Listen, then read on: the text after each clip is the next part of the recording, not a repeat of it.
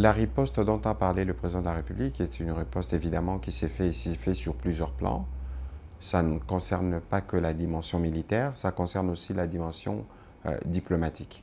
Nous étions évidemment au 8 février, nous avons tous participé au sommet EAC-SADC, qui était un sommet des crises qui était censé traiter la question dans l'Est de la République démocratique du Congo. Et dans les traitements de la question, il avait été convenu qu'il y avait un cessez-le-feu. Et 6 jours après, il y a eu la chute de Bukavu. C'est illustratif de la mauvaise volonté du Rwanda, parce qu'en réalité, cette guerre, c'est l'M23, c'est pas l'M23 qui fait la guerre, c'est l'armée rwandaise. Oui, mais les chefs d'État... Au mépris de tout ce qui a été convenu, a continué son initiative. Et de ces points de vue, nous avons vu ce qui s'est passé à Goma, notamment les carnages avec plus de 8500 morts, d'après les chiffres du ministère de la Santé. On ne pouvait pas, dans les conditions dans lesquelles ces choses se faisaient, exposer notre population, parce que la guerre s'est faisant sur notre territoire. C'est notre population que nous sommes censés protéger, qui meurt en premier.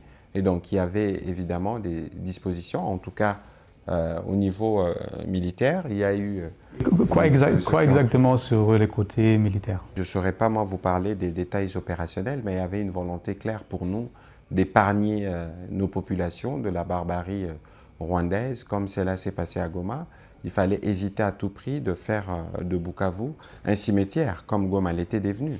Et donc, nous étions dans nos droits le plus légitimes en termes de volonté de protéger nos populations, d'agir tel que l'action a été faite. Est-ce que vous voulez récupérer ces terrains? Parce Bien que sûr si que nous nous voulons tout peut, récupérer. encore une fois, nous voulons tout récupérer. Aller dans les si affrontements. nous ne les récupérons pas diplomatiquement, ça le sera militairement.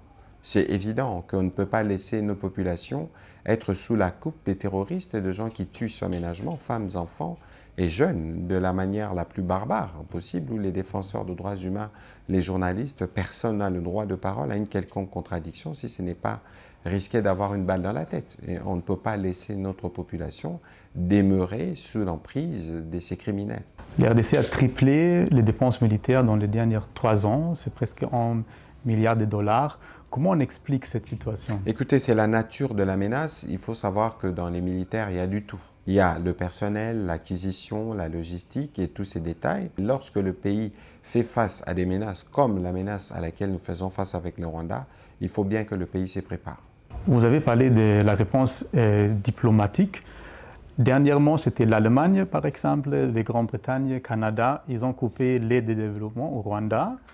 Mais si on regarde l'Union européenne, ils hésitent encore avec des mesures très dures, très strictes. Et qu'est-ce que vous entendez de l'Union européenne? Les sanctions qui sont tombées ne sont pas encore, de notre point de vue, suffisantes pour permettre l'application de la résolution du 2773 du Conseil de sécurité qui exige clairement au Rwanda de quitter toutes affaires cessantes, l'Est de la RDC.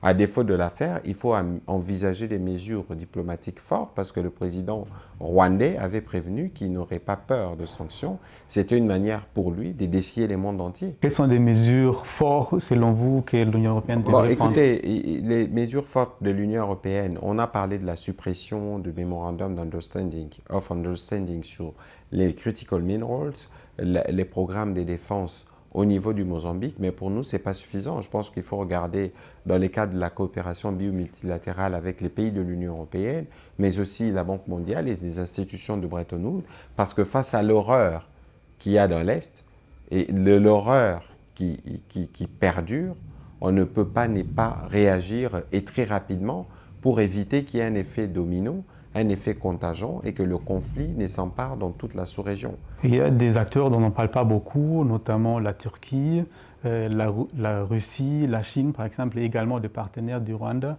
Quel est votre message vis-à-vis de ces acteurs concernant des éventuelles sanctions? Écoutez, ici il s'agit d'abord du respect du droit international. Il s'agit du respect de l'intégrité, de la souveraineté des pays. Et tous ces pays, que ce soit la Chine, la Turquie, c'est des pays avec qui nous avons de bons rapports diplomatiques, même y compris la Russie. Il y a besoin pour ces pays de prendre des mesures pour contraindre le Rwanda.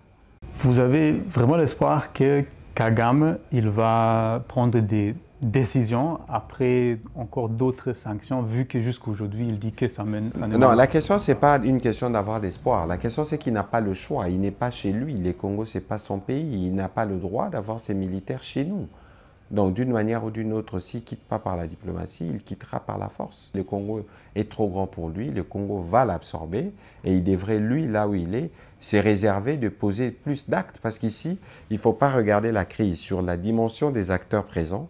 Il faut regarder la crise sur la dimension de l'avenir où chaque enfant congolais grandit avec cette colère accumulée du fait du comportement du président rwandais pour que les moments venus, nous puissions régler les problèmes. Nous sommes dans une posture où nous allons utiliser toutes les voies possibles pour nous permettre de restaurer l'intégrité de notre territoire et c'est là personne ne nous empêchera. Une de ces voies, c'est aussi le droit international. Il y avait le procureur de la Cour pénale internationale, Karim Khan, il était ici à Kinshasa il y a quelques jours et il y a des enquêtes qui sont en cours. Mais ce genre d'enquêtes, ça prend beaucoup de temps, ça peut prendre peut-être même des années jusqu'à ce qu'il y ait des conclusions. Quand vous voyez ça, qu'est-ce que ça change? Bon, écoutez, il y a une volonté claire cette fois-ci qui est exprimée, à la fois par le Conseil des Nations Unies pour le Haut Commissariat des Nations Unies pour le droit de l'homme, parce que nous y étions à Genève, de manière unanime, tous ont adopté la résolution qui condamne le Rwanda et qui l'oblige à retirer ses troupes de la RDC. Dans la même résolution, on a parlé d'une mission d'établissement de faits et plus tard d'une commission d'enquête. Ce qui nous arrange parce que c'est pour la première fois dans l'Est de la RDC qu'on obtienne une décision si claire et si unanime du Conseil des droits de l'homme. Et d'une autre part, nous avons la Cour pénale internationale qui opère à sa manière. Mais nous étions à Munich avec le président de la République. Les procureurs de la Cour, Karim Khan, avait dit qu'il viendra à RDC. Il est venu parce qu'il a raison. Au regard des actes barbares qui sont commis, des crimes contre l'humanité, des crimes de guerre, notamment sur le personnel de la MONUSCO, les écoles, ceci ne peut pas rester sans réaction de toutes les grandes structures mondiales. Et donc ici, nous pensons aussi que sans la justice, on ne sera vraiment pas en mesure de restaurer la paix dans cette partie du pays parce que les acteurs militaires principaux de la guerre d'aujourd'hui sont les mêmes acteurs qui ont fait toutes les guerres du Rwanda en RDC. Donc il faut qu'à un moment donné, ça s'arrête, qu'on les arrête pour qu'ils puissent répondre de leur forfait devant la loi. Parlons des minéraux. Le chef de l'État, Félix Tshisekedi, dans une interview avec le New York Times aux États-Unis, il a fait référence au fait que d'autres pays, comme les États-Unis, doivent passer directement par la RDC pour s'approvisionner en minerais. Et parmi plusieurs, c'était interprété comme une sorte d'offre aux États-Unis d'avoir des minerais de la RDC et en retour, les États-Unis peuvent donner quelques garanties de sécurité. Il faut regarder la question dans son ensemble. La République démocratique du Congo est un pays minier et nous avons, nous, décidé de diversifier nos partenaires. Le président de la République, c'est la première personne qui parle au nom du pays et qui assure l'image ou la valorisation de nos produits ou de nos ressources. Et que s'il y a une volonté exprimée à son niveau de dire, écoutez, pourquoi on n'aurait pas des intérêts américains qui viendraient investir chez nous, il n'y a pas d'inconvénient. Mais après, pour le reste, on pourra discuter dans les cadres des rapports bilatéraux qui existent entre les deux pays, mais aussi dans les cas de rapports qui pourraient éventuellement exister entre les compagnies américaines et l'État congolais. Et le côté militaire, est-ce qu'il peut l'avoir en contrepartie des sécurités garanties, par exemple des troupes sur place? Nous ne sommes pas encore dans une condition où le contrat a été signé, où l'accord a été signé, non. Nous sommes dans une condition où le président de la République a exprimé une intention. Et c'est une intention légitime parce que la RDC, de par sa vocation, de par sa taille, doit avoir plusieurs intérêts. Et donc, si on a des intérêts américains, pourquoi pas? Mais à ce stade, on ne va pas exclure de ces négociations des garanties sécuritaires. Ça appartiendra aux négociateurs de le faire. Mais il est évident que la préoccupation première pour nous, c'est d'avoir la restauration de la sécurité chez nous. Les églises protestantes et catholiques, ils cherchent une sorte de dialogue direct avec les rebelles des M23. Jusque-là, les gouvernements refusent catégoriquement ce dialogue direct. Mais pourquoi on n'entre pas dans ce genre de dialogue? Parce que qu'est-ce qu'il y a à perdre? On peut toujours commencer à parler. La question, c'est pas... D'abord, de un, ce n'est pas un refus catégorique. De 2, le président est disposé. De 3, le président a reçu la délégation de l'Église catholique et protestante. Et il leur avait dit que vous êtes en mission, vous commencez, allez-y et vous allez me faire le point. Le moment venu, quand ils reviendront, ils feront le point au président de la République et c'est le président de la République qui statuera. Mais ici, il y a des éléments qu'il faut noter. Par exemple, il n'y a pas de crise de légitimité. Nous avons eu des élections il y a une année. Pourquoi on voudrait donner l'impression qu'il y a une crise de légitimité? Ici, la crise, c'est qu'un pays voisin a décidé d'utiliser des proxys pour affaiblir un autre pays.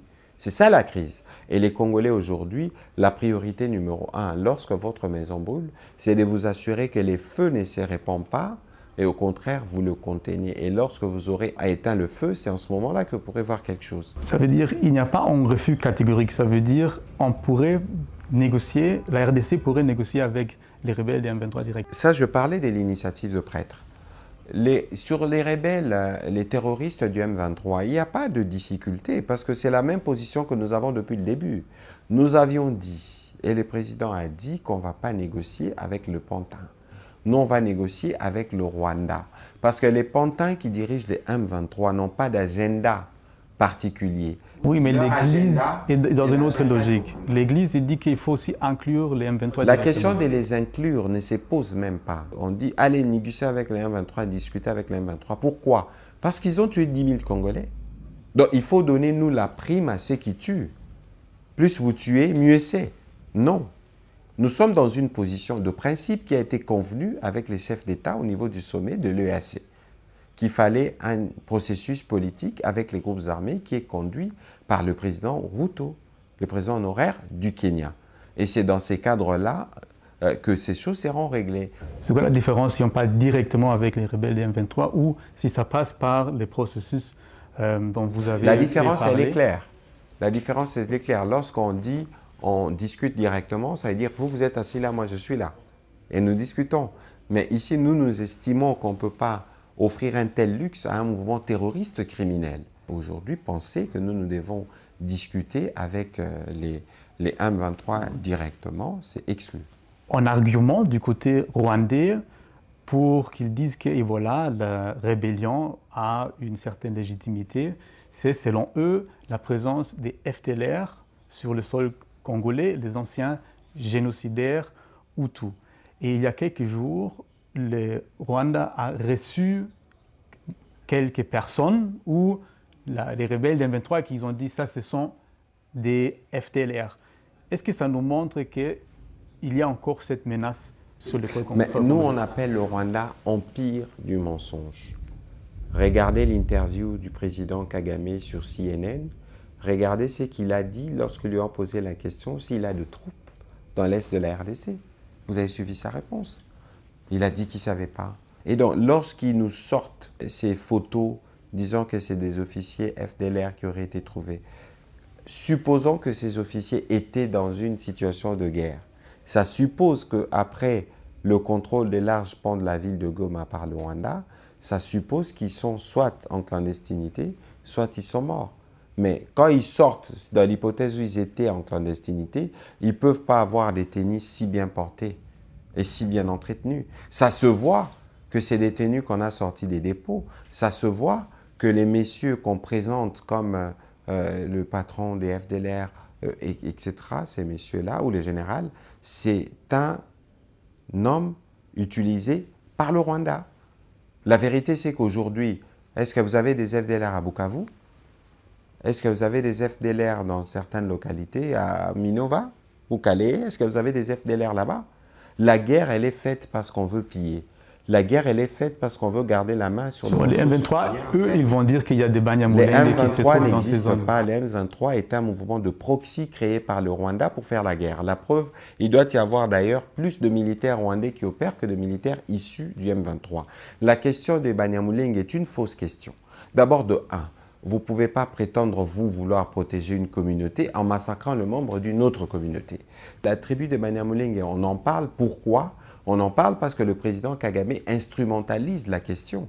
On en parle parce que lui, il expose nos Tutsis devant les autres communautés. Comment lui, président d'un pays voisin, peut se permettre de se présenter comme les protecteurs des populations dans un autre pays voisin. Bon, au Congo, nous avons les Bazombo, nous avons les Bakongo. Est-ce qu'il faut que le président angolais ou le président Sassou ou le président gabonais se disent, moi aussi, parce qu'il y a des Bakongo là-bas, je dois aller les protéger parce qu'ils sont menacés? Mais prenons les exemples de FDLR. Ils sont quand même encore quelques-uns sur le sol congolais, n'est-ce pas? Ils sont quelques-uns, d'accord. Mais pourquoi on était à Nairobi? Pourquoi on était à Luanda? Pourquoi on a fait un plan d'harmonisation et de désengagement? Parce que nous connaissions les problèmes, parce qu'on a esquissé la solution et parce qu'on devait aller à Luanda pour signer et commencer à finir les problèmes de manière définitive. Encore que les troupes ont été listées, leur nombre plus ou moins connu. Suivez ce que disait à l'époque l'ambassadeur rwandais ici en RDC. C'est le Rwanda qui, malheureusement, n'est pas disposé à faire la paix, va chercher à multiplier de prétextes et d'autres prétextes pour garder sa main sur notre sol et continuer les processus de pillage. Son Excellence, Monsieur le Ministre, merci beaucoup. C'est moi qui vous remercie.